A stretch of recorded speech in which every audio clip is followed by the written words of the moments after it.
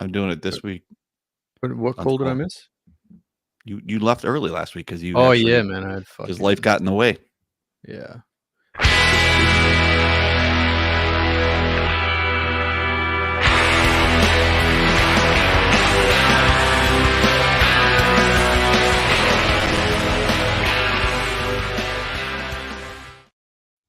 Hello, welcome to Game of Nodes, a weekly podcast from independent validator teams. The podcast will continue until morale improves, until price action improves, or until we can all afford to finally follow the advice of that lawyer who once said, before the dust settles, be on a beach. Sage advice.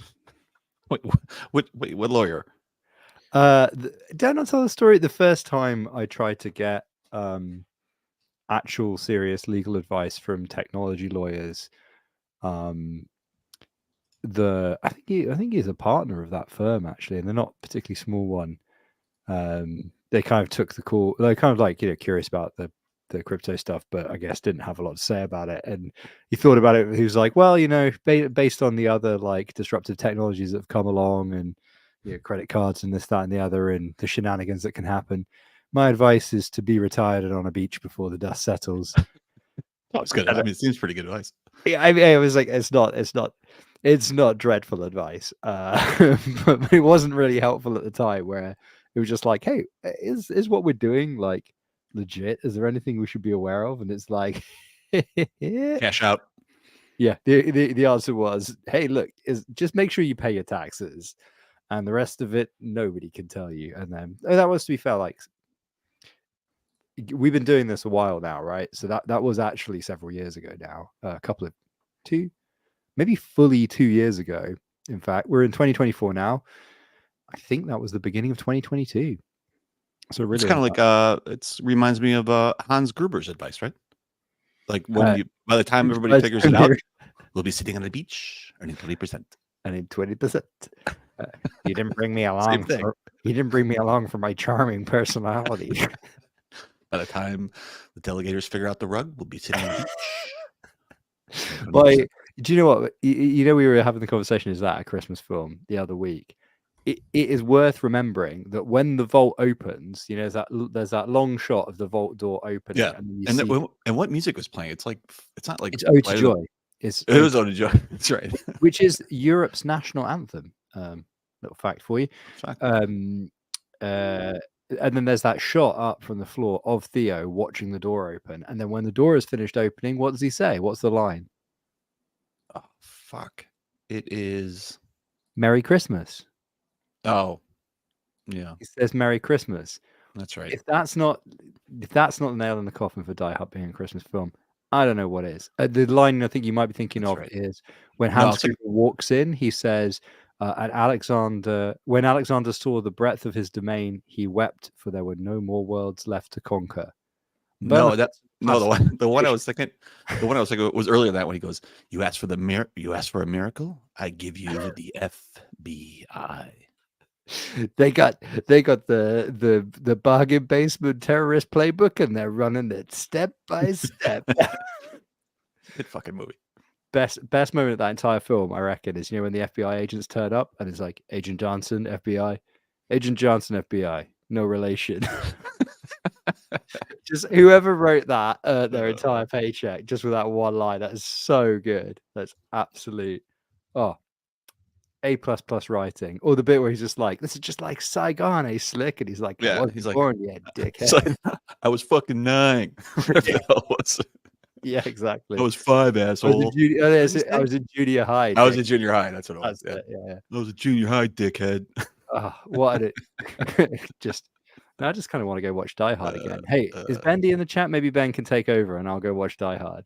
How about that? What's that shot? Funny. Hey, so speaking of Paul Newman, it was stuck the other day for a film to watch, right? Trying to do this thing of like, we're not just going to put on random shit from a streaming service, going to watch a film, right? And like if you just sat on the sofa with your other half, like there's just infinite films that one of you has seen and the other one hasn't. We threw on Butch Cassidy, right? That film stands up. It's good. Was that on your list or was that on your SO's list? I've just seen fucking. I've seen like all of Have it the in your list, Alpha right? films, Yeah. right? That's you don't always see so many. That's always difficult though, because I don't know. I always like, oh yeah, I love this movie. Then I was like, do I really want to? Because you're gonna disappoint somebody, right? Like it's like Slapshot. Like like it never goes the way you think it's gonna be. Like wait for this part, and then you look it over and you're like, I give up. Like I don't. I don't know. Slapshot went down pretty well in this house, so. We'll talk about Except for the weird stuff with the guy's wife, that did not go down well. That was yeah, like, yeah. Well, why that's is he doing this? It's the 70s.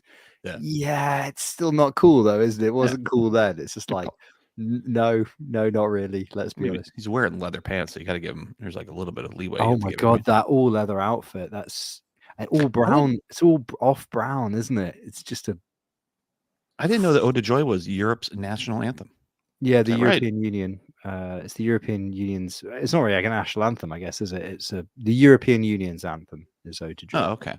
So what's Australia's? It's like some AC/DC song or something. Like what is it? Yes, like, Hell's Bells or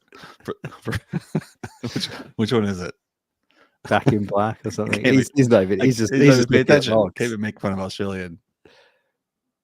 He's not actually frozen. Yes. I don't think he's moving. Now he's just ignoring us. You can see the smile coming in. Oh, there you go. I was so I was talking about going to the Consensus with my other half, and they were like, "Yeah, you should head over. It'd be good for business. It'd be good. You meet the boys, and like, you've never seen Nolta face to face. He's gonna be super sad if you don't make the effort." And I was like, "No, doesn't give a shit. He's just you never met face to face? Chilled. He's just be like." As long as there's beer, I don't care. She was like, "You're coming with your partner?" No. So I was talking about the fact that I had a ticket, but I wasn't sure what to do about it, and I was kind of told I was told, "Oh, you should go," and I was like, "Okay, that would mean having no help with the wee one for a whole, 7 days or so." And then there was like a moment of there's that realization. Well, I mean, I'm sure Noel would be really upset if you didn't, but it would be good to have the help. And you're like, you see that this, but yeah, who knows? Might still happen. So, news this week. What's happening? I don't know. I don't know. So I was, I was asking about ETH nodes earlier. Stuff. Yeah. Yeah. You were asking a lot of questions this week. I mean, I was getting. You're in like research lavender. mode. I was getting lavender to do my homework for me. Of course, basically doing. That's exactly what you're doing. Hey, look! I can't remember every dumbass thing that's happened in the cosmos, right? And other people have better memories than me. And when I'm writing a paper that very strongly relies on a hypothesis that really, really dumb, out of bound stuff happens all the time as soon as you have a lot of change in production.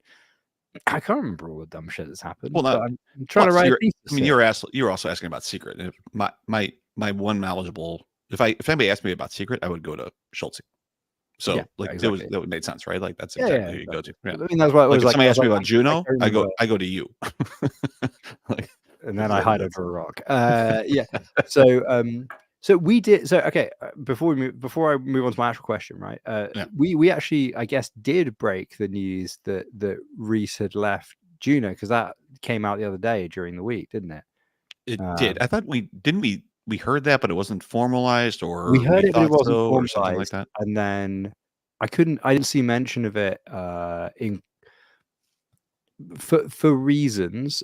Several core Juno chats became a bit messy for a little bit, and also I don't know if whatever things were difficult to follow or disappeared entirely for a bit there, and a number of chats have been either archived or deleted since the charter coming in as well. So keeping track of anything, if you didn't check it twice a day, was actually a bit messy there for a second. But anyway, so fair enough. Rama was breaking news. Oh, there you go, in the chat. Rama breaking news before it's public. Yep, that ended up happening. So, but my question about Ethereum was, how do you actually know when? Because obviously, in Cosmos, you get told when there's a software upgrade, either by watching a GitHub repo or more likely in a Discord channel. Correct. Ethereum is a really big deal, right? So it will be on Cointelegraph or wherever. It shows But up like places. officially, how are people supposed to pay attention to binary upgrades? I don't know. Like we're in a couple forums and things like that that are like basically publicized, right, from teams. The GitHub repo is probably the best source of that because we watch for releases on specific things for like Geth or other types of areas. And then it's a lot of like communication around it, and then eventually you forget about that and your node stops. Is really how that works. Like no different than Cosmos.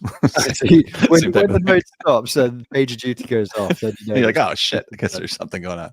But like, those things can be, they're much more painful though. Do you have like a support group where you then go and find out what the fuck is going on? Yeah, basically. Yeah, same type of thing. Like you hear about it, and plus they're so like they're so far out too. Usually like those are like months, right? It's not like they're not announcing it for 7 days. Like it's not like a Cosmos upgrade, right? Like or something like that. Usually, especially fork, like those are through the test nets and then obviously through mainnet might take 2 or 3 months by the time it all happens. Like my other thing about so bear in mind, like the last time I had to run an Ethereum node was on a laptop in 2012. I should really check whether I actually successfully mined any, shouldn't I? Let's put a pin in that. Let's put a pin in that thought. I'm pretty sure that laptop is somewhere on these. I know. I have hard drives here. I know I have Bitcoin on them. That's fun. Yeah, that's something just occurred to me. Like when I was way, I'm sure it's dust. I'm sure it's dust because I was mining it like on a 386 back in the day or something, or 4. I was mining it on Pentium 4. a 2-core Sony Vaio laptop. Yeah, I probably had it. So I'm sure there's hundreds of hundreds of ETH on that. That would have been I was in this house, so it must have been. It must have been like, yeah, I think 2014, maybe 15, something in there. Is that right? It seems like it was. That would be far enough along that it would have been really hard to mine. It seems like when did that start? 2012, 2013, 13, I think. Ethereum. Is that what it was? Jesus. Seems like it might have had Bitcoin before Ethereum. It's weird that it feels like that's Ethereum, but it's weird that it feels like it should be older than that. Like that's not that long ago. Like that seems like quite a while ago. I feel like I was young when Ethereum came out. I'm old now. Yeah. I was old then.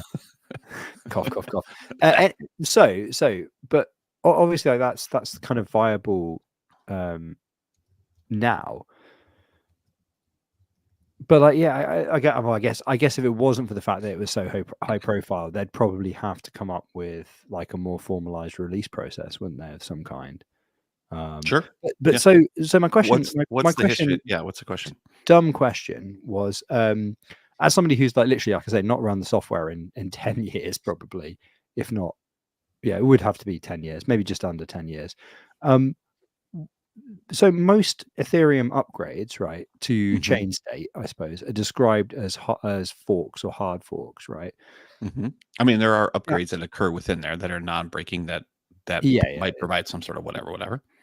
So, like the normal type of upgrade is like in Cosmos we call that like a non-consensus breaking change, right? You just update the binary, keep trucking. Hard fork is that the node will halt because it cannot reach consensus. That's the definition. But the chain itself is, well, I guess they don't really have chain metadata in the same way, do they? They just, because you're just appending blocks. So what they call a hard fork is not, it's a fork in terms of the software version, but it's not actually a hard fork in terms of the chain. I mean, you have to upgrade the binary in order for the miners to continue. But that's obviously the difference between ETH Classic and the other ETH was the state, because the binary changes, it has state change, it causes state changes when the binary changes and it moves on, right? Yeah. But now it's ETH proof of stake. Has there been a difference in that mechanism, like the upgrade mechanism, basically how software upgrades happen? Has that changed since the merge, or is it still functionally the same? Like when you do an upgrade, a binary upgrade, you can rewrite state, you can do jiggery pokery, but obviously the chain remains the same. It's not like a hard fork in the sense of Cosmos, where typically it means the identifier of the chain is changing because it's completely I think it's still probably forks, like with the proof of work previously, like if some people upgraded and some didn't, then it would fork. I guess it's probably still the same. Whereas, like if a certain amount of the validator power upgrades and a certain amount doesn't, then do they just both continue on their own forks, or Well, because they will. Yeah, but like, do you have to have? So say if 60% of the people move on to the new fork, and like 40% don't, then what happens? I don't know. Yeah. Well, I think you can't continue a fork until you have consensus, right? Well, you used to be able to with proof of work. You just wouldn't upgrade, right? Yeah, I mean, with proof of work, you just keep adding blocks, because that was the basis of attacks, wasn't it? Because you could privately pre-mine a number of blocks and then wait until watching who you thought was about to submit. Like, there's a whole bunch of game theory on this, isn't there? Basically, of how much you would. I think the answer is 2. Like, the most number of blocks you would want to pre-mine and not broadcast before probabilistically another miner would probably have found the solution, and you won't get the reward by being sort of semi-Byzantine. I think it's 2, because I read a paper on this some time ago. It was like an old paper, obviously. It was a paper on attack vectors in Bitcoin, and it then was used in mining pools. But in Ethereum, but then it was used in mining pools. But my question is, like, yeah, when you move to proof of stake, surely you can't really have 2 separate sets of validators essentially doing that, like appending new blocks onto forked versions of the chain state, because either you're over consensus power and can add blocks, or you're not. And the amount of power required to add blocks is not. In proof of work, you only need 1 miner to add the block, right? But in most proof of stake, there is a specific leader that is selected to mine that block because they are participating or deemed to be participating in consensus for that block. So either they commit something and everybody agrees on it, or they nil vote, right? And then there's a nil block. I mean, that's really specifically Tendermint, but a lot of proof of stake systems work in this conceptually in the same way. They have a leader of some kind. There is a proposer, right? And that's kind of quite different from proof of work. So that's why I'm kind of curious as to, like, whether there's like something in like protocol or mechanism. Like, there must be something, I guess, it's changed. But like, as an operator, has it changed at all, or is it just like whatever, man? We're not a validator, so I can't really speak from that side of it. So I guess you're running a node, aren't you, just for archive state, right? We run a ton of RPC nodes, yeah. But yeah, okay. But again, that's not the same thing as what you're mentioning. So maybe to answer my question, we will need to club together whatever it is, 32 ETH. We can, yeah. Do it up. Just like, let's fucking go. Well, DVT that's the new hotness now. The new hotness, DVT. Yeah. Like a distributed validator type structure where you can build a small quorum of 4 nodes with 25% each, and 3 of those have to be in the pool, or I guess 3 of those have to sign to be able to sign the block. And so they're trying to get away from. You create it's almost like a Horcruxy type of situation where you have like 4 nodes run, but they shard the key, right? Yeah, you shard the key, but the whole motivation behind it is that, like, smaller organizations can band together and run validators together, and that you can have further decentralization by having unrelated entities running hardware for the same validators. Like, you might have say us 3 run hardware through DVT but still deliver like 1,000 validators. Yeah. So it's just that, if my cluster of shit goes down, then hopefully your 2 clusters of shit pick up the slack. Right. And then you get like further decentralization of it.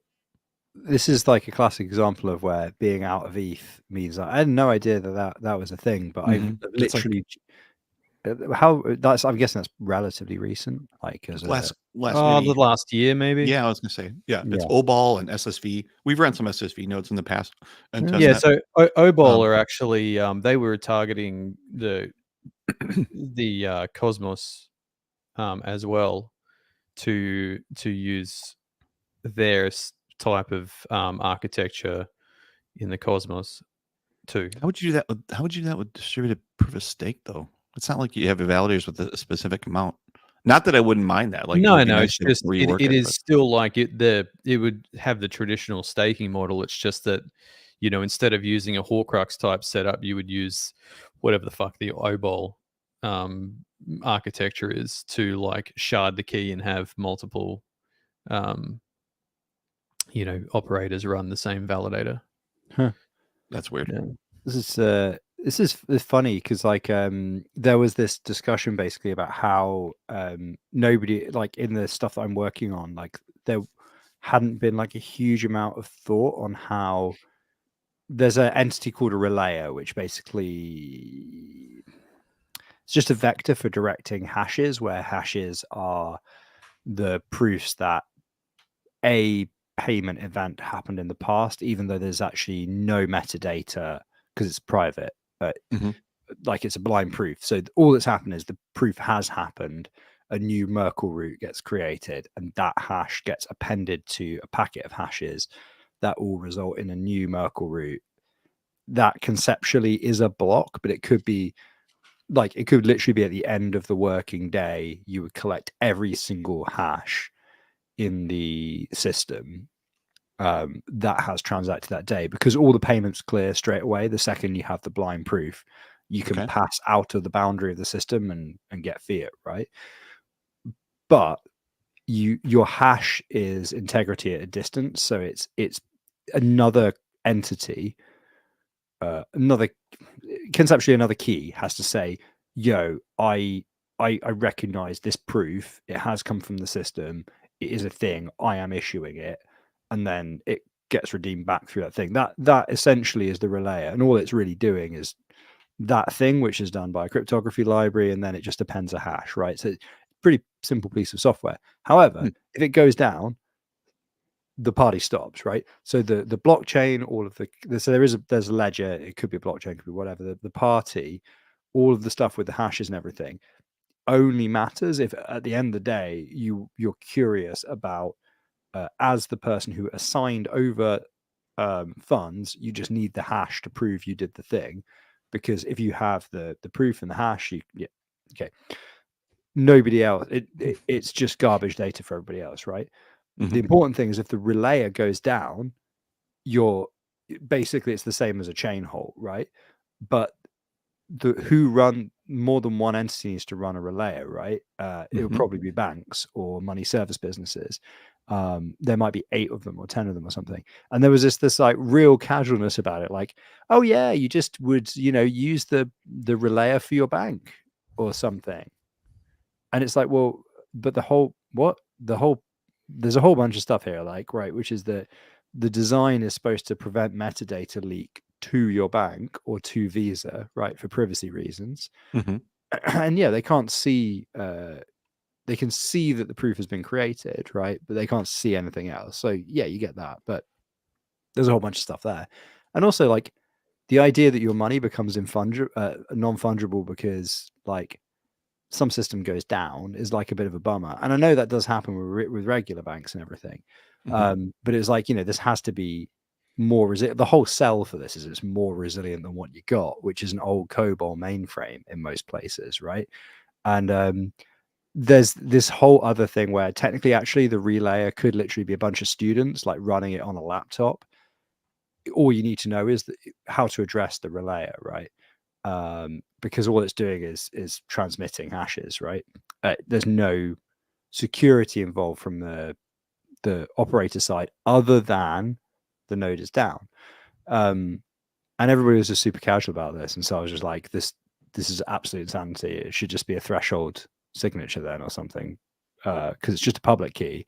But imagine if like yeah, if any of these if the idea, because that's like a whole thing. It's like oh yeah, loads of people would run these, and it's like, okay, first of all, I don't think anyone's going to run them without an economic incentive. But second of all, if you're assuming that like yeah, a bunch of random institutions and things would run them, like universities and yada yada yada, and there's a whole bunch of design around. Do you even need to know which relayer you're addressing? It could just be like whatever's closest, whatever's ping is best, whatever. And you're like, okay, so I just happen to make a transaction. It goes to the nearest relayer, and it's a bunch of students mucking around running it on a laptop, and then my payment gets locked. That's quite bad. But yeah, anyway, yeah, this like basically the DVT design is I was just like, well, why don't you just do something like that? But I didn't realize that Ethereum literally does that. That's cool. Yeah, that's pretty cool. Yeah, that's cool. I like that. I like threshold signing in general. Yeah, is pretty cool in terms of like distributing like actual decentralization in practice. I think like the idea of having subgraphs of validators is pretty fucking neat. it's a whole other world. I mean, that whole idea of being able to run like 100 validators on one box and those types of things, like it's just you know. Well, I think for regulated use cases, it's really fucking clever actually, because if you think about it, like as a company, we'd feel complex about a heavily regulated market, like entering that, like you'd have to guarantee your profitability, the amount of hurdles and things you need to jump over in order to get into those markets. There's a whole bunch of stuff which is actually somewhat complex there, but you could reduce both like the risk to the consumer and the regulatory overhead in some senses by saying, well, okay, like what if you just get 3 random entities at a minimum in the software to actually run this? Suddenly it's like, okay, your risk of loss of funds is very, very low with a very small amount of regulation, which is simply, right, are these real companies? Do they understand infrastructure? Rather than like, you know, a mass of red tape. I mean, I know that's probably not how it would pan out, but I think there is like, because like I'm having to try and think about technology solutions and policy, I suppose, at the same time. And so I quite like anything, a lot of these kind of threshold signing and subgraph things, like I think are really quite nice in terms of saying, like the big self, I think we talked about a lot, like our fucking DAO is a great example of the big sell of this technology, which is multilateral entities, right? That are, yeah, it could be anything, multiple organizations, whatever, but just pragmatism, trying to get a thing done, get somebody paid, get some voting done, whatever. Right.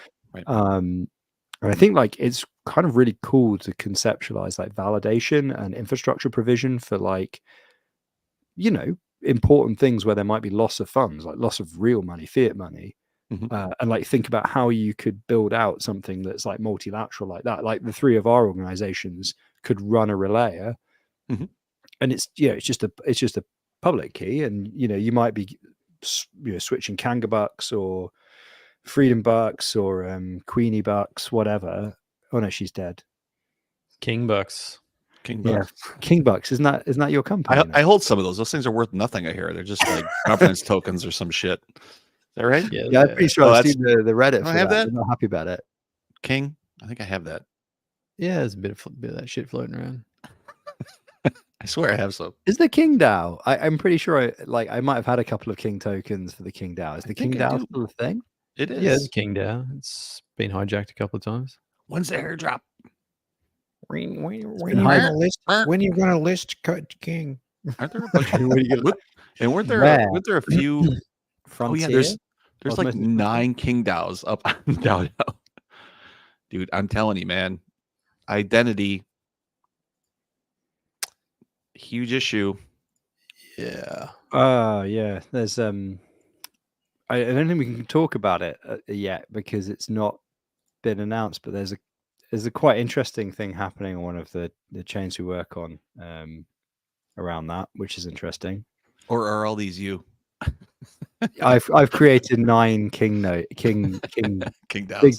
big balls King nodes DAOs. Cool story, man. Thanks for that. This might be a this looks like an issue or an error because they all kind of have the same total supply and some other things. So this must be something else. Well, maybe I thought you did have some. I thought you did have a somebody made one up to make it look like yours or something though. Could be wrong. Don't know. I So do you guys recall how, like, during the bull market, the last bull market, everyone was always like sort of, Last week, you mean? yeah, no, I mean like the last one, Oh, fucking okay. The one before that. ages ago. Yeah, everyone was always sort of like complaining about the cost to make a proposal. Remember that? Everyone's always Yeah, like, "Oh, sure. you got to make it cheaper so the plebs can make proposals for, I don't know, fucking community spends or whatever." The plebs. Yeah. So this week I made a proposal for a software upgrade on DYDX, right? Yeah. And that shit is expensive. Cost me fucking $6,000 to put Yeah, I was that gonna say it's like, isn't it?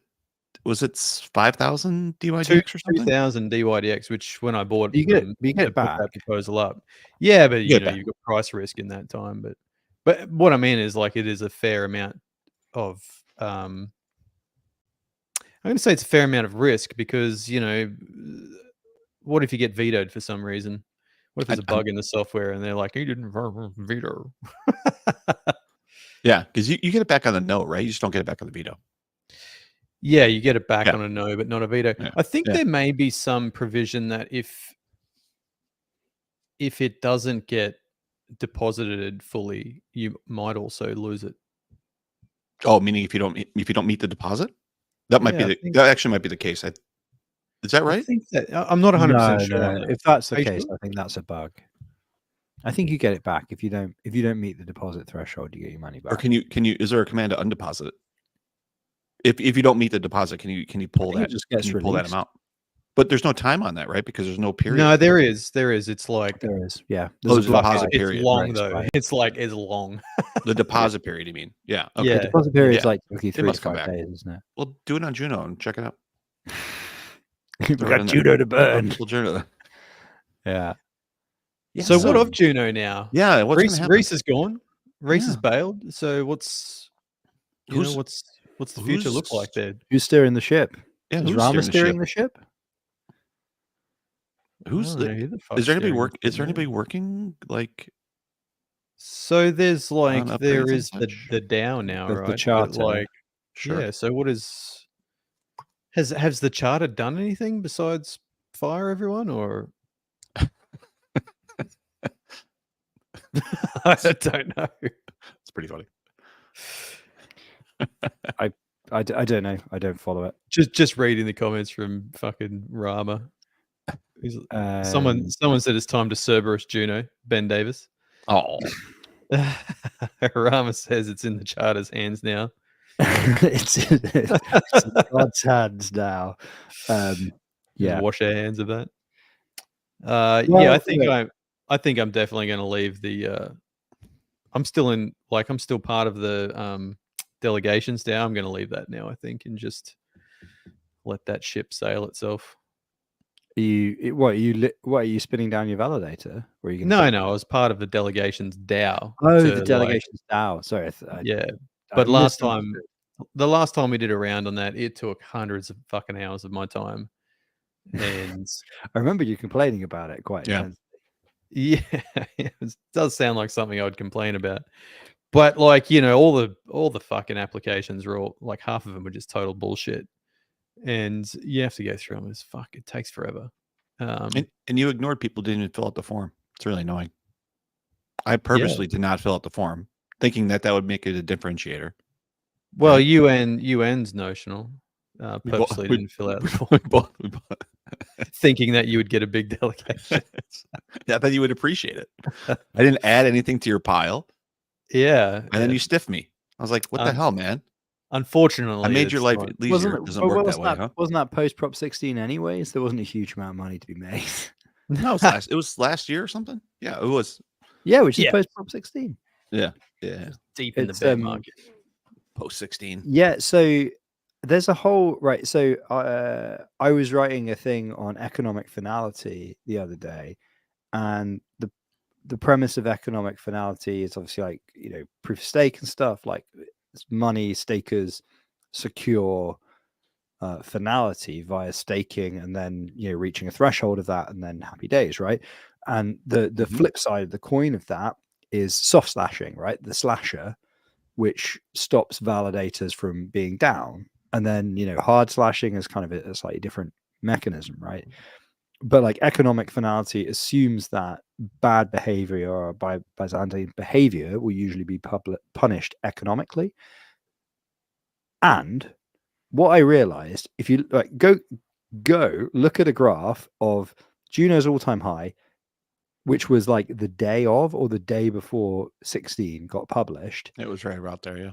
And then what happens until it's resolved, right? Which it bottoms out, stabilizes for a bit, and then the rest of the bull market, the rest of the bear market takes over when Terra crashes, right? But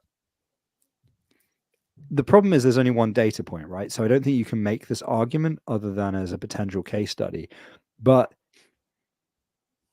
it kind of suggests that actually proof of stake isn't quite as flaky as I think I often suggest it is, because actually a Byzantine event occurred which was out of band of the software and the protocol, and the chain was economically punished. Like consensus finality, everything was punished economically.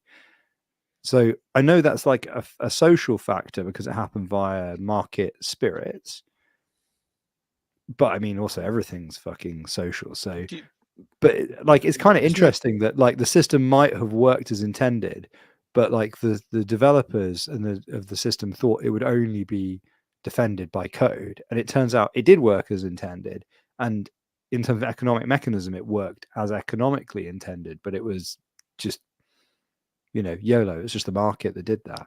But isn't that's correlation causation type of thing? Like I don't think 16 really impacted price, did it? Do you think people were? I think it was highly coincident with the wider market crash. I don't know if it. I don't know. It was such a shit show at the time that I don't think it's a stable enough asset where even then people look at it and go, "Well, this is a shit show, so I don't believe in its future." Like it was a little bit too degen for that, right? So yeah, I think it would be interesting to see, because obviously everything would be correlated to some extent with Bitcoin or whatever. But it would be interesting to see a graph of all the Cosmos chains during that same period and see down only, baby. Yeah, well, that's the thing. It would have something like this. Yeah, sure. It would have all been down from like March 15th onwards or whenever it was that we hit peak and then started coming down. But it would be interesting to see very like more closely what the trend was across all those chains. Maybe this is something I'm going to have to spreadsheet out at some point because it might actually be pertinent. It's kind of not pertinent to my research. It's just I'm kind of curious. I think that's the problem. Yeah, I think it was such a. I mean that event, while significant in this little ecosystem at a macro level, didn't make any difference. I think it was all just market, right? Like Terra was such a fucking disaster that I think it dragged everything. Sure, but Terra did happen after Juno had already bottomed. Yes. No. Yep. After it bottomed? Well, it sort of stabilized, didn't it, around like 15th of May? Thereabouts. Like it stopped the kind of like just it kind of like leveled off, and then like Terra hit, and then the rest of Cosmos decided to take a bullet to the forehead. Well, that would be interesting to know and when was 16? 16 was like March, right? March 14. Well, we were on the show, so and it was an early episode, but we were like episode no. So 3 or 4 or 5 happened before the podcast started. Oh, okay. It must have been pretty damn close. Yeah, we started the podcast. We already said we were going to do our first episode, and we were trying to work out when to do it. Yeah. When Prop 16 happened. So I think the first episode was 2 weeks after Prop 16, something like that. Right, because we did that whole live stream of Null's fucking console for 2.5 hours. Yeah, was that the Unity prop upgrade? That might have been cyber attack. That was the cyber attack.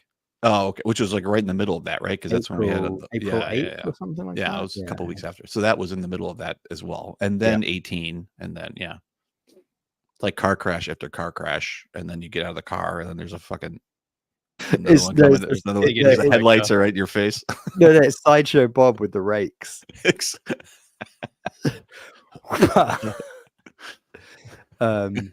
But anyway, we should probably move on from Juno. But hey, you know what? I think it's I think look, the only thing about the charter thing, I think I've said in the past, like I hope the charter folks are able to make a go of it. It's gonna be a big uphill struggle, right? Let's not be about the bush. But I think if the founding people involved in the chain wanted to rug Juno and then smoke bomb and disappear, I don't think there's a more effective way you could do it than by handing over to a charter of people and being like, "Yay, democracy," and then just disappearing into the sunset. That was amazing. I mean, that like if you were going to do like the playbook of how to abrogate yourself from responsibility, and that would be It was awesome. exactly that would be the ABC of it. Would be hand over to a democratic group. They'll do it better than On we Twitter. will. Yeah. Let's only talk on Twitter. Yep. It's the So only good luck, forum. Juno. It's the Web3 forum, man. It is. It is. Checking fun. out Juno mint scan. Oh yeah, there's still validators. Cool. You're like, am I There are. not getting PagerDuty alerts because the chain has already halted? No, the chain's still going. No, we sorted that out. We've our monitoring, me and Serp, has like little wingdings in it that alert you when things stop altogether. If the Wingdings. no response, you get a little tickle. Yeah. You get a little tickle that fucking causes pain, and then you Yep. like You mean an shudder a emoji? little bit, and then read your phone, and then throw it at the wall. My little RPC tickler, I was just looking at that, actually has 112 nodes. So things have really progressed over here. So the other day, well, just yesterday, I think it was, you and me, Serp, got jailed on that testnet, Berachain. Yeah, yesterday. Because of that upgrade. And there's Which- only there's only 100 blocks window. I think you got to hit 50%. But we hit the upgrade. So what I heard was that I was ready for it, and then I think not enough folks were. The consensus moved forward on the old old binary, and then it halted. I got the alert for the halt, which I thought was the upgrade, but it was very quick. They pushed out a new binary, and then my whatever I was running was I was out of consensus, and so then I got jailed. I was like, what the fuck? I followed directions. Come on. Yeah, me too. And Yeah. I the think it's happened alert before. the alert I got when I got jailed was fucking jarring. And there was like 3 of them, because there's an unbonding alert, a jail alert, and a stall Right. alert all came through at the same time. I was Like, it's like within 8 seconds. fucking hell. I don't think I have testnet alerts. I mean, I get pinged on things, but I don't have it going to PagerDuty where it yakety sax is all over me trying to avoid that shit. I've been working on like how to actually filter the ones that I don't want, and I did experiment previously to just exclude the tag of testnet. Mhm. But then there are some testnets that are actually important. So Yeah. now I think I'm just going to put a little Boolean tag of DGAF true false. Yeah. And just default to false, and then you can, or default to Yeah, true or default whatever else. false. Yeah, well, it'll so it'll just, if the tag's not set to true, it'll Maybe do a GAF tag. Don't do the double negative. I don't give a fuck. I Wait, don't not give a fuck. wait, What? wait. Which Yeah, one is it? the gaff tag. The GAF tag. Yeah. Yeah. Default to But false. Default to Default don't. to true. No, the give Yeah. a fuck would be default off. Default on. Oh, really? Oh, that's that describes both of our node operations perfectly. Seb's like, we've the got GAFs different are off. philosophies on life, man. Ah. So how many Um, nodes did you say you're running now? Well, there's So, 100. There's 112 in 112. here, but that's because each chain on that's like each individual chain on node. So some nodes run much more than that, but some nodes run 1. So Well, there's 112 node representations of a chain that are running. yeah, I was going to say, I think you're muddling nodes and servers. Oh, I mean, yeah, servers. I don't know. Servers has got to be. I guarantee we have to be running 60 outside of the data center. There's a shitload. 50. Last year, that was probably like what, 0? It was 5? well, out of the data center, we've probably in 2022 it was probably like 5, and then last year, Added a bunch, right? added a lot, Started doing and then we more, keep adding like more. Yeah. So well, what, and the a issue lot of with those would be yeah. like Chainlink and stuff like that, right? No, Chainlink's all in the data center. Actually, not Oh, true. all in the All the other nodes, all the L1s that we run are outside, but both actually they're both inside and outside. But most of the stuff is RPC. It's all like Asia, Europe, whatever else for RPC for the most part. Yeah, okay. Asia's a pain, man. It is. It's expensive. But 50 or 60 nodes, like It's a lot. that's a lot. Yeah. Yeah. Yeah. So, but yeah. Like what would be the breakdown of that, like in terms of ecosystems? Like is most of that Cosmos? ecosystem? Well, what do you define as Cosmos? Well, sorry, anything that's running like a SDK node. But I just remembered that you have a lot of those would be tied up with the MetaMask thing, right? Yes. And then also Stargaze is in there. And how many nodes how many separate servers would you have for Stargaze? Stargaze is all individual. They don't run anything else. They just run Stargaze. Stargaze right now. Well, I'm just moving nodes because we're transferring. What I'm trying to do over there is we've used OVH in our past in the US and in Europe, and we've also had it in Asia, which we removed, and in Western we had 2 actually groups in the US. But honestly, that team has done so much work. Like the number of RPC requests continue to fall. So. And honestly, the latency is pretty good. So we haven't added any more additional regions. But anyway, so it's in US and it's in Europe, and then we're about OVH on both.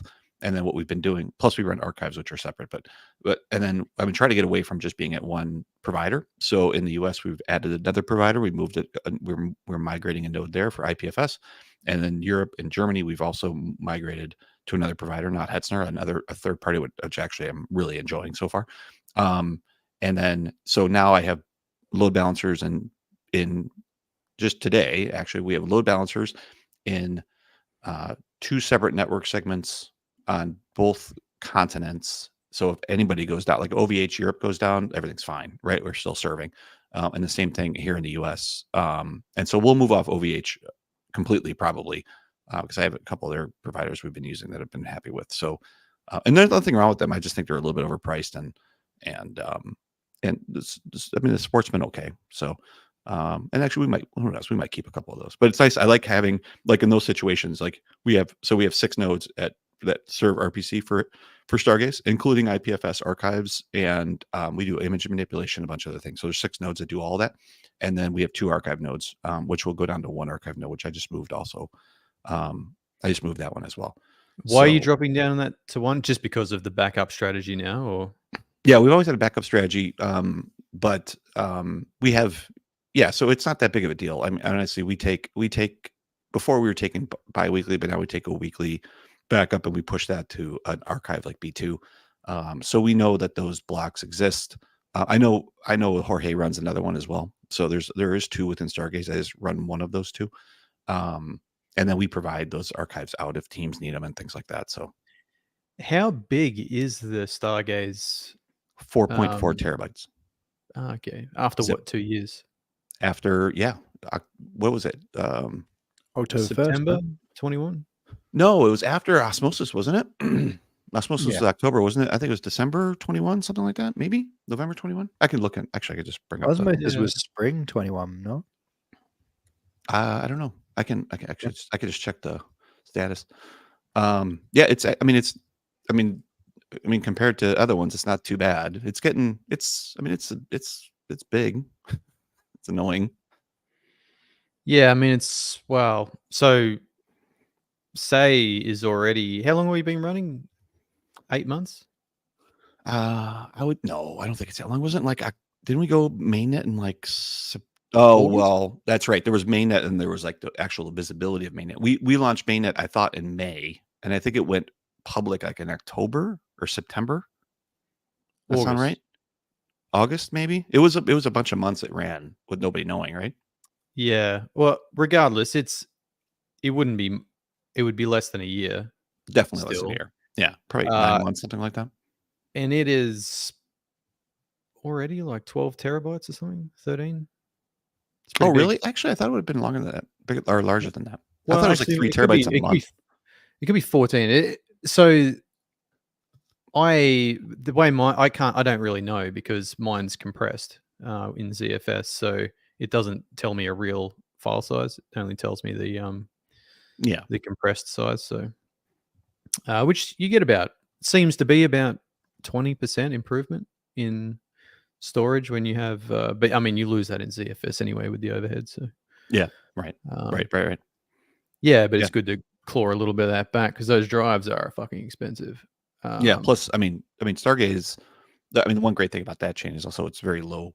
It's low resource requirement. So like we could run it. I mean, we run it on a fast box and it's on NVMe's now, but like it could run on SSDs and it would be fine. You know what I mean? Like it could lag a little bit. It wouldn't be that big of a deal. Yeah, I it's think not a huge deal. on say like, well, we'll see. Are you going to I meant to ask you, are you going to resync from Genesis when they change to SADB?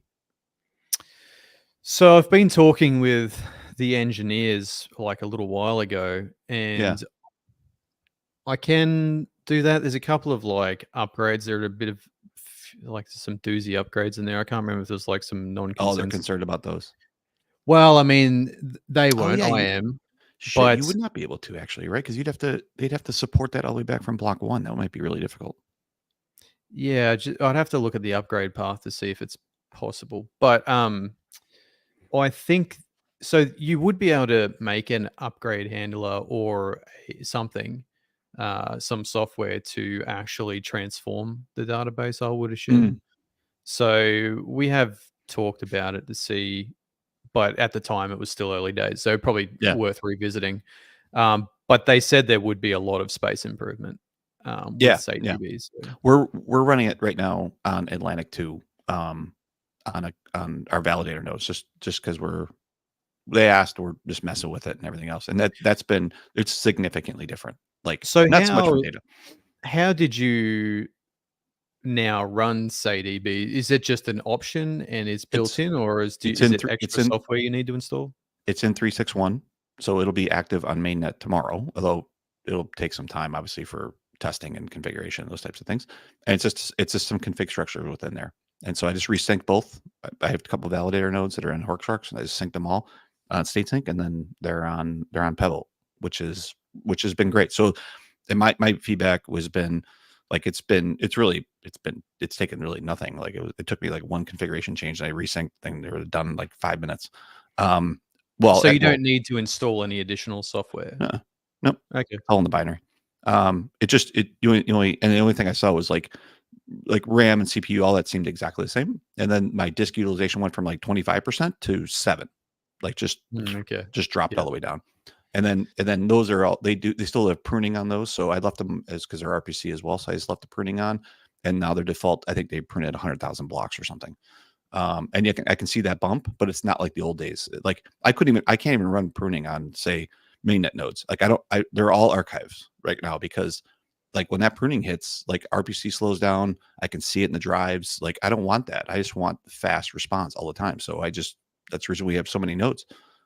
So maybe that will help long term in terms of the amount of nodes that need to support, requests and those types of things. Yeah, it's kind of cool. That is interesting.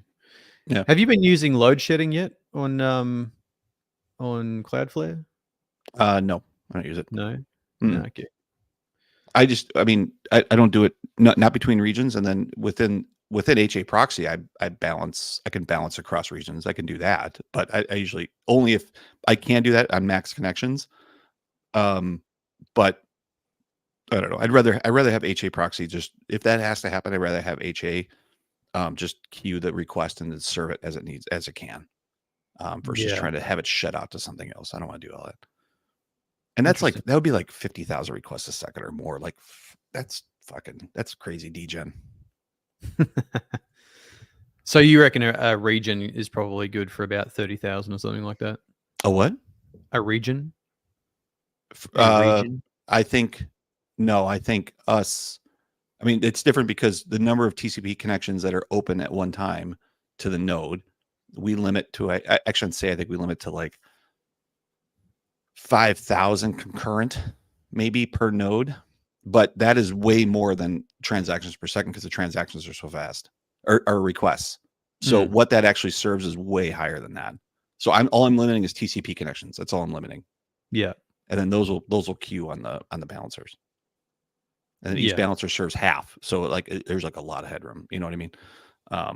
And even on those large mints, I might see 1,000 or more connections back up for like one spot on each and one hit, and then after that they're gone. Like they're fine. Like so, it's within seconds, maybe. You can limit those per server, by the way. That's what I do.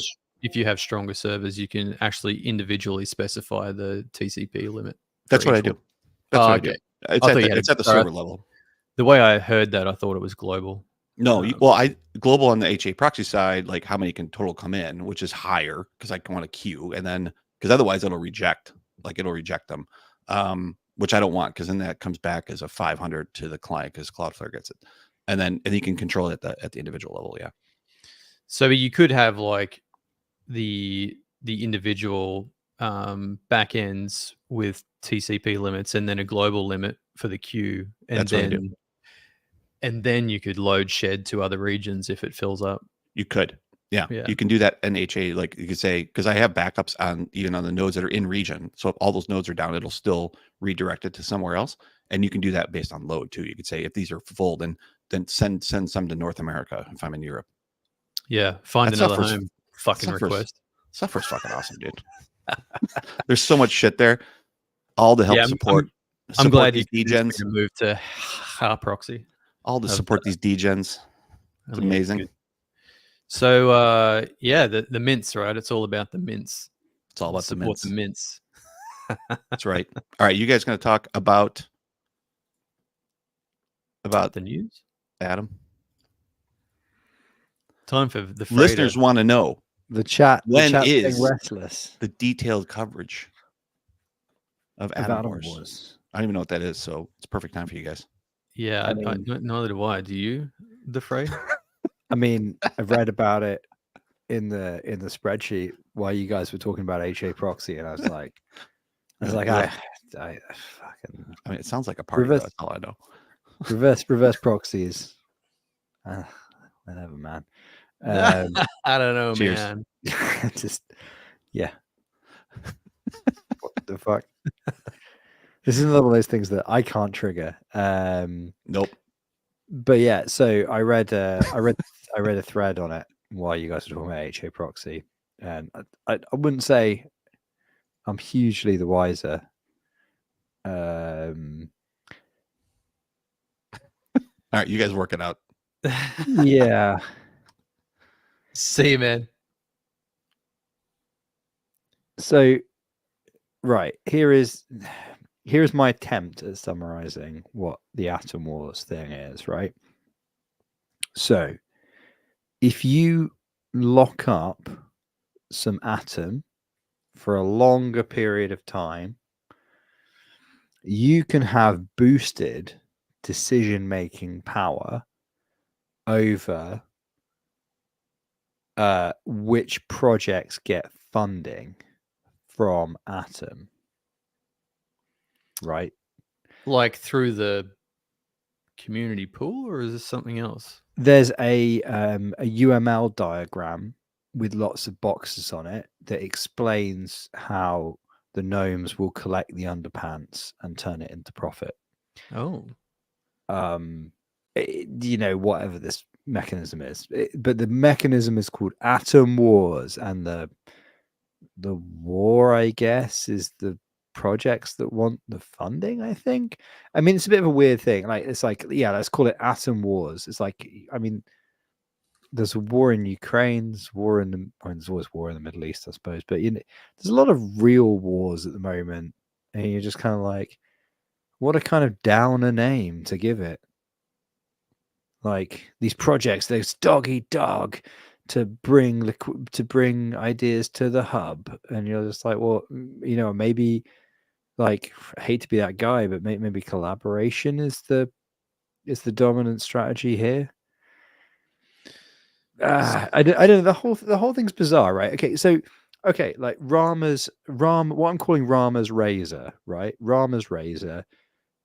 People are only in crypto to forget about their day job for a bit, have a bit of fun, make a bit of money, right? Web3 casino. Rama's razor, right? Never attribute to higher, more evolved thinking what could more adequately be explained by degeneracy. Okay, using Rama's razor, we might consider, why would a random person, degen, if you will, Danny Degen on the street, Jimmy Smallballs, they are going to go to their crypto exchange of choice, buy some Atom, stake it, and then lock it up for a longer period of time in order to vote on which projects get funding. That sounds like fun. Am I being thick here? I mean, this is my understanding of the Atom Wars concept. To me, like, just quickly brushing up on it, it looks to me like something more along the lines of, was it Curve? Was it Curve? Or yeah, with the so, like, you get liquidity back, right? Well, there was one of those protocols on Ethereum. It seems similar to whatever one it is I'm talking about, where you would, basically want to become a whale in that token so that you could direct the rewards towards your pools. Pretty sure it was. Yeah. So you have I guess like a bonding curve of sorts. Yeah, it was more like, through the DAO and the governance, you could like direct all the rewards to your pool. Ben says, worked well for wind. Wind gauges was this, right? That was yeah. Does anyone look at those anymore? Is Wind still Wind there? even live? I don't know. But yeah, so this sort of seems like a similar thing where you can take your atoms, or you can become an atoms whale to try and boost your project with, the stronger token of the ecosystem by staking it long time and directing those sick fundings to your project. But I don't know, like, what's the point of why have the extra vote power for locking your shit up? Like, I think the risk is too, like, the risk to capital is probably too high for any projects to really want to do that. And who as an individual wants to get their fucking Jimmy Smallballs 1 vote turned into 4 votes for taking a year of capital risk? Doesn't really make much fucking sense to me. So in the chat, people are saying you'll get bribes, also known as airdrops, for locking from projects. Well, airdrops are bullshit in themselves because they're usually funded by the fucking community themselves. They provide their liquidity and then rape themselves. So, okay, but there's two different types of airdrops, right? There's like the App Chain Winter airdrops, where like somebody had bought 100 atoms and then they got 100 Osmo, then they had 100 Juno, then that was if you were Jimmy Smallballs and you had picked up like I still hold a bunch of Atom that I picked up when it was like $1, something like that. Like if you picked up $100 worth of Atom at the beginning of that run, and then staked or whatever, you those incentives, those additional airdrops would have added up if you'd sold at the right time to quite a lot of cash. I think the thing that I kind of get it. Like if that's if that's what you're going to get, like you get like Ben Davis says in the chat, you get bribes for locking your funds. But that could be a significant chunk of change. Except that, like, when has it ever been worth bothering to take on the risk, except in that early period of chain launches? Like, there are some exceptions to this rule, of course, but a lot of the airdrops that have come along since I mean, possibly this is also the speed of execution, but we've certainly noticed that by the time we check on a thing that we have, it's usually not particularly profitable, especially all of the CW20 type derivative things have not been really worthwhile.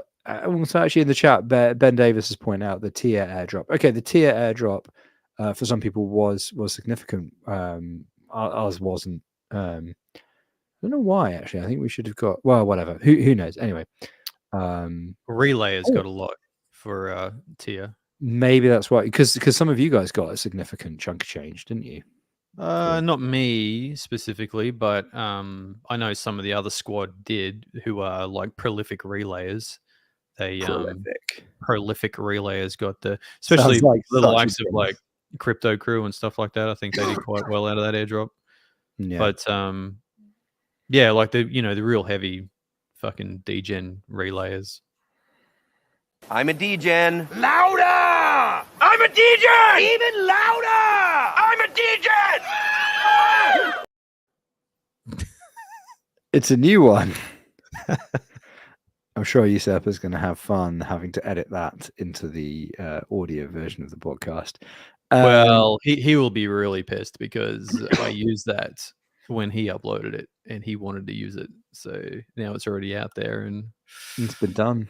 I didn't use it at a great time. So, it's probably going to be like double. Yeah, the timing was not spot on, was it? I mean, I did use the term degen before but the time to do it would have been when we introduced Rama's Razor, and then and then said the word degen then, and then it would have been bam, done fucked up, man. Slick transition. So, So the other thing, with due credit to Rama's headline writing skills, I should probably expand a little bit on what we've been provided as a heads up on this, because I think this is actually quite funny. So the headline we were given on this, now we've muddled our way through it. It's time to now. We're really deconstructing the concept of news here by starting with working out what the heck is going on and working our way back to the headline. So Atom Wars, the latest in a myriad of Cosmos Hub narratives. Informal, who sold all of their Atom funding allocation, now want retail to lock up their atoms for up to 1 year to get additional voting power to direct liquidity to DEXs. People at Informal, brackets open, Diborg, brackets closed, seem to think people want to buy Atom and lock it for a year to increase their voting power, while selling all of their Atom funding allocations every time they get them. It's hard to determine whether this is an introductory statement to Atom Wars or whether this is purely a vehicle to have a stab at Informal and Diborg. I mean, why not both? Why not all three? Yeah, sure. Why not? That's kind of in the spirit. I mean, sledging has kind of always been in the spirit of Game of Nodes, has it not? As an extension of crypto itself, I think it's only apt that we embrace sledging at every opportunity. There you go. Speaking of which, the other piece of news I gather is that Noble are releasing a derivative asset, which is like a treasury bill. I don't think I care. Do you care? Well, sort of. It is interesting that someone's brought this to market finally after everyone's talked about it for decades. Yeah. So my question would be, why would you buy this on Noble and not just buy the treasury bill? So regardless of the actual assets, just the mere concept of bringing real world assets into a blockchain representation,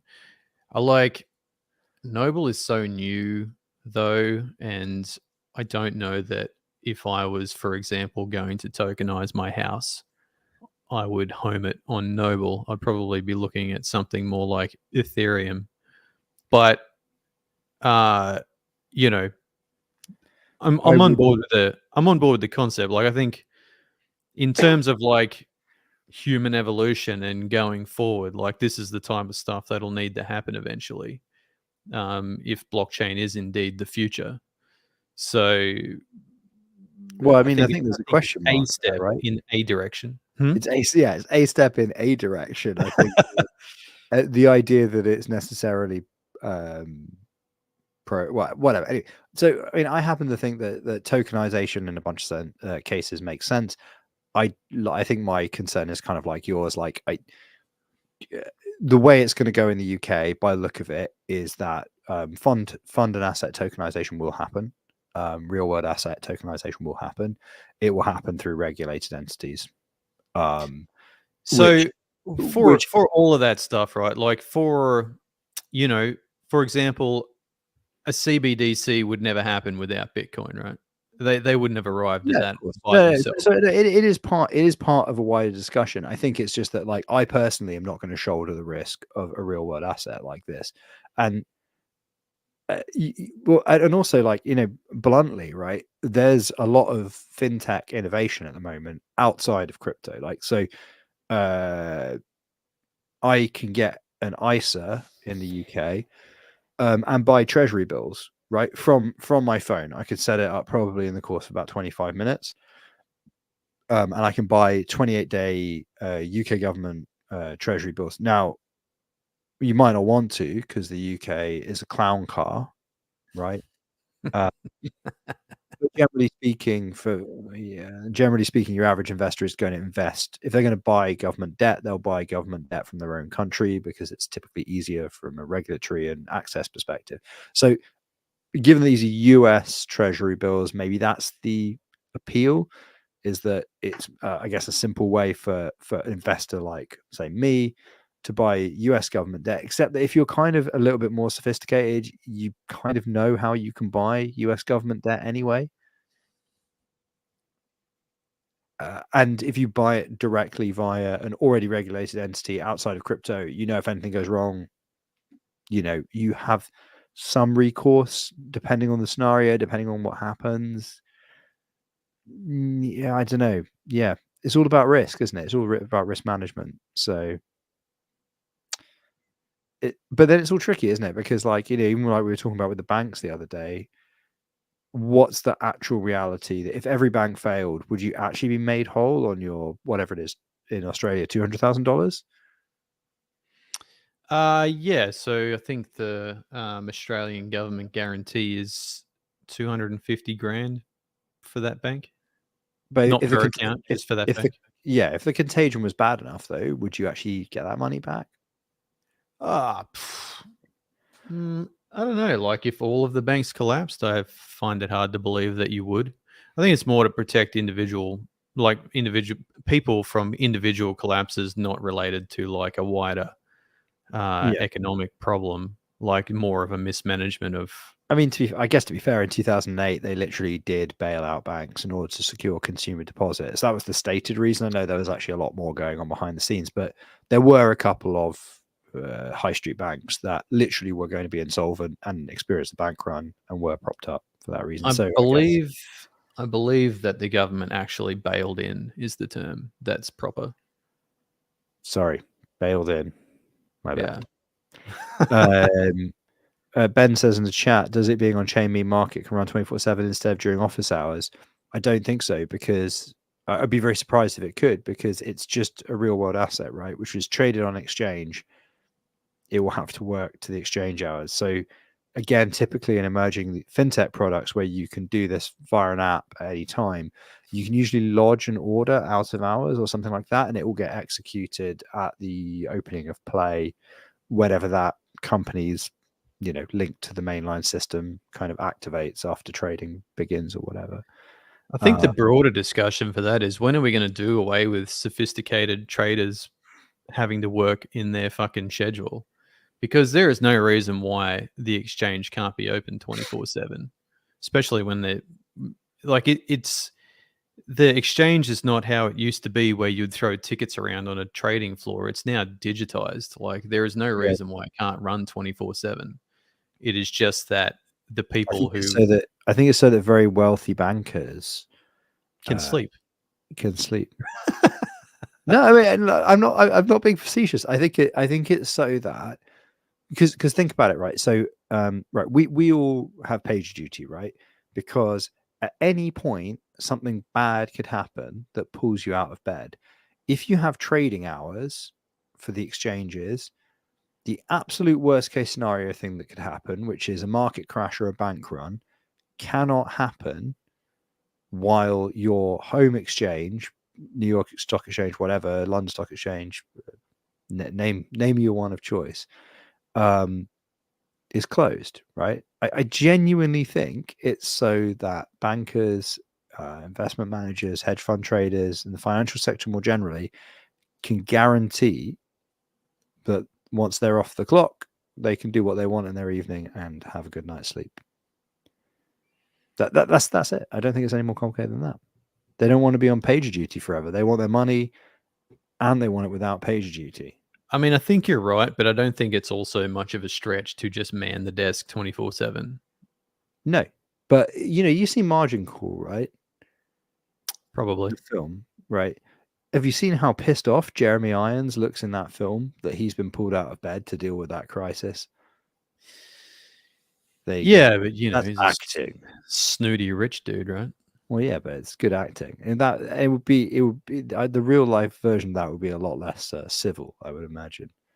It would be a lot late because like Jeremy Irons, he's just like fell it all out, and you're like, oh, acting, what a great actor! Like in real life, they'd just be like, how fucking dare you pull me out of bed for this bullshit? What's going on? We're insolvent. Damn it, James! God damn it! You woke me for that. You woke me for that. Don't you know the government will bail us out? And then don't you know I have friends in the government? We'll blame poor people. Don't you understand? And it will be poor people's fault. It was the plebes. It turned out it was the plebes all along. Yeah. Garnsy's out. Peace. Yeah, I mean, just start 24/7 trading. The Americans aren't the only ones who trade on American stocks, right? Every time I have to put in a trade, I have to stay up till fucking 2:00 in the morning to make sure it goes through. And that's a pain in the ass. So not content with being a degenerate in the crypto markets, you insist on also being a degenerate in the stock markets. If there is a legitimate opportunity for degeneracy, then I don't see why I should exclude myself from it on purpose, even if that means staying up to 2:00 in the morning. Your tolerance for risk and energy for it continues to amaze me. That's probably why you always look so tired. To be fair, my energy is slowly being beaten out of me. Yeah, I mean, I hate to say it for the 18th week in a row, but you're looking tired, man. On a scale of 1 to 10, I'm probably about a 13.5 on exhaustion. But I feel like if you take your foot off the gas, you're probably just going to fall in a heap. So yeah, that's what happened to me. I took 2 days away from my laptop over Christmas, and then it ended up being obviously pager duty was on, right? And whatever. But I then just didn't fucking. I literally put it in. Just put it in a pile of books so where I couldn't see it, and then didn't look at it for 14 days. And just when you have that weird thing, when you take a break and you basically just after a couple of days you just kind of collapse, it all just hits you like a fucking brick, and you just when you realize how exhausted you are, and you're so exhausted you're gritting your teeth at how tired you are. You're you wake up one morning and you're like, fuck. that was it, man. I couldn't get out of bed. I was like, how have I kept going for a year and a half at this level of exhaustion? It was mad. Yeah, I think lately I've been muddling through quite a long string of interrupted sleep. So that's probably a thing that I could fix with some maintenance modes. Upgrades are a bit of a pain being in the middle of the night, but they almost invariably succeed. So I think that I may start actually putting networks in maintenance mode half an hour before and an hour after the planned upgrade, so that I'm only alerted if the thing is still stalled after an hour. Because Yeah. I mean, the other thing is like you can look at the. I mean, I hate to say it, but you can, depending on the chain, you can look at how long the slashing window is and set your alerts accordingly. So we have some alerts for Cosmos chains, which is there's like if it's during sort of rough when you could reasonably be awake in Europe hours, it will alert immediately, highest alert, fucking screaming. But like between like 2 in the morning and 5 in the morning, it has to be bad before the alert will escalate to waking people up, because other people with a small child will know once you wake them up. There's a whole bunch of reasons why you don't want a phone going off at like the worst time is probably 4 in the morning, because everybody is in the middle of a sleep cycle, and there's a good chance that you won't get back to sleep if you get woken up at that point. yeah, my God. between 2 and 5 is a really bad time to be woken up, like you say, because it's just the chances of going back to sleep are pretty slim. And Yeah. unfortunately for me, most things happen at 3 a.m. That's like which pretty is, devastating. I mean, it's okay if you get to bed pretty early, but if you like are working on some things the night before, and then maybe you forgot about an upgrade, and then you get the fucking PagerDuty alert that because what comes through on my monitoring is specifically my monitoring will misunderstand an upgrade for a stall because the network hasn't advanced in a certain time frame. So then, and also the potentially the RPC will become unavailable. So I get a bunch of different associated alerts with the network being stalled or upgrading, which, like you say, should be able, like if it's a network you don't have a lot of voting power on, like outside of the top 10 or something, I don't see a problem with like actually upgrading later if it's if it didn't work properly. But for networks where we have a higher amount of voting power, like Say Network or something like that, then I think it's pretty important to get the alerts straight away if something's going wrong, just in case like other people are taking on that same philosophy. You sort of want to be able to at least attain consensus for the network. So you have a responsibility in that respect to be present, regardless of whether or not you're going to get slashed, I think. Yeah, I think this is also like I've started looking at our, we obviously run fewer chains than we used to anyway, but like we're going to wind down Mars next month. Ayo. But it's also like, because honestly, like I sat there, we were talking about this on the podcast a couple of weeks ago, because you obviously wound down, and we were talking about this after we finished recording the podcast. We were just having a chat, and I can't remember if it was you or Serp said something, and I kind of realized that like obviously I don't really have a choice. Like if PagerDuty goes off, it goes off. But if I did have the choice and Mars got me up at 4 a.m., I would rather just not know about it. Like I had this strong, overwhelming feeling where I was just like, number one, slashing window, no worries. Number two, we've never made a cent on it. Number three, we're not going to make any money on it. Very unlikely. And I was just like, well, hang on. If that's my gut feeling on ranking the importance of this in our business model, why am I even running the risk of being woken up at 4 a.m. for that, when I still have confidence in Stargaze? We have other chains like Aptos that, and other things that we're looking at getting into as well, which we do have confidence in and are important enough to wake us up at 4 in the morning, and have woken us up at 4 in the morning. And you go, yep, okay, that's a reasonable reason to be woken up at 4 in the morning. You know what I mean? Like there's two types of PagerDuty notification, right? There's the one where you see it and you're like, I can't believe I'm getting up for this. And there's the one where you go, oh shit, right? And my theory of PagerDuty now having taken 2 weeks off over Christmas and having a new perspective on shit, is that you shouldn't be running fucking networks where your reaction isn't, oh shit. Like, if you don't have that level of either interest or like investment or like simply like business business reason, right, to give a shit about that network, then why are you letting it wake you up? Like, with test nets maybe is the only sort of edge case in that, because sometimes you have to run test nets and then they just fucking halt. But then, I mean, half the time, if it's not like a test net which is like compulsory with some like negative consequence, again, I don't even put it into the monitoring. I think the only one that was in monitoring for us consistently was the Juno's test net when we ran it. Then we had to know. But apart from that, well, I will monitor anything that is like in development and important. sorry, for I us meant in because alerting, not in monitoring.